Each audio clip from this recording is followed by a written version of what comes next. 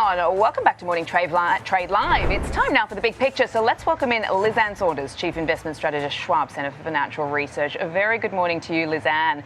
Good morning, Sam. So my previous guest, Philip Deal, called this market whistling through the graveyard, which I really liked. Obviously, we've got talk of talks for a ceasefire with no confirmation. We do have the energy risk premium being priced in here, and some of the data starting to flash stagflationary warning signals. How would you characterize the markets this week? So I think one of the facets of market action over the past month that maybe gets underreported is just how short-term oriented a lot of the money is. It is kind of swirling around in the market and leading to a lot of these rapid-fire rotations. And even when you get some sort of actual narrative shift or headline changes, we make assumptions that what's embedded in market action is, okay, the market is now viewing and a de-escalation happening in the near term and not a long drawn-out military conflict. And I'm not sure that's the calculus at play. There's so much more short-term money, gambling-oriented money in the market, both on the part of retail traders, but also, CTAs and systematic hedge funds, long-short hedge funds. And I do think that there is some complacency here when you broaden out the lens to the impacts if this lasts for a significantly long period of time. And you feel like some of that short-term gambling is playing out in areas like the semi-V software spread. I mean, it just looks as if it's a ping pong match going between those two sectors in softwares and hardware. So then, Ann, if this conflict is wrapped up soon, do we then go back to the pre-war playbook, or has something fundamentally changed in this market? To me, something has fundamentally changed, and it's similar to what fundamentally changed during the worst part of the pandemic, when there was this global realization of the necessity of more diversified supply chains. And that's clearly what we're experiencing now, given that the Strait of Hormuz as a choke point has no other options. That, of course, has led to a huge buildup of storage and then production shutdowns, not to mention what has happened from a military standpoint in taking out, in the case of Qatar, a big chunk of that LNG capabilities. And they've already come out and said that's a 3 to 5 year rebuild process.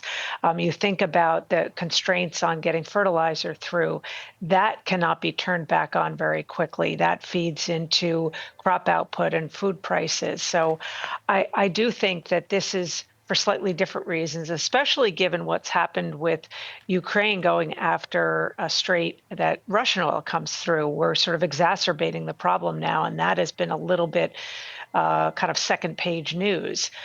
So I do think we're rethinking, especially the supply chain piece of this. Again, circumstances different than the pandemic, but it does bring with some similarities. So then what is the concern? What is the knock-on effect of that sort of long-lasting impact then? I mean, is it recession? Because, I've been asking various guests what their checks are telling them. My previous guest said 50-50. You're starting to see, 20, 30% chance from, some of the more sort of high-profile Wall Street analysts here. I'm just wondering, what you're modeling as far as sort of the long-term effect in this market then.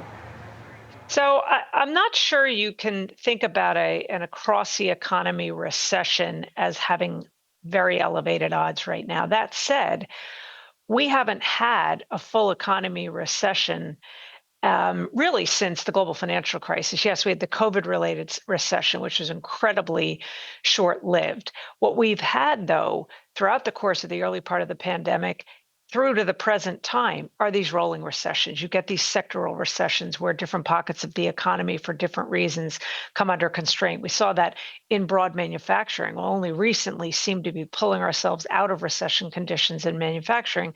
You had the offsetting strength on the services side of the economy. So my base case at this point is that we will continue to have these rolling recessions. Somewhat obviously, as we look at the current backdrop, sustainable increase in oil prices or sustainably high oil prices could feed into sectoral recessions in some of those consumer-oriented areas or companies that have energy costs as a big part of their input. So I think that's the way to think about recessions, is the possibility that they continue in this rolling way. There are opportunities within the market, given what you're saying here. You have said that the Fed is in a pickle. So let's talk about some of the headlines we got this morning. Jobs to 10K, good news. Whew, can perhaps breathe a sigh of relief on that front. But then, Lizanne, you get the OECD expecting inflation of 4.2% versus 2.6%. How much of a pickle is the Fed in? Oh, very much so right now. Now, I think it is somewhat premature to assume that the market is right in pricing in a rate hike. That is not our base case at this point. The Fed, of course, is still data dependent, and we get new data points every day, but they are at the mercy of operating with a dual mandate. Most global central banks only have a single mandate, which is inflation.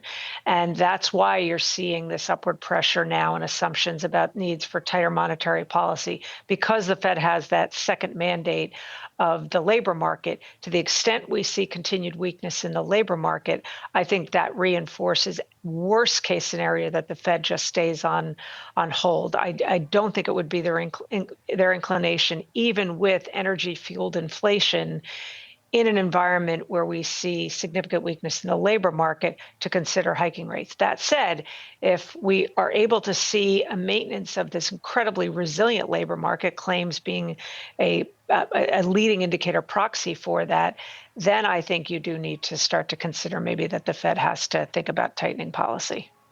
It's a tricky balancing act. Lizanne, thank you so much for joining us today. Really, really insightful. I really appreciate your analysis. Ann Sonders, Chief Investment Strategist, Schwab Center for Financial Research.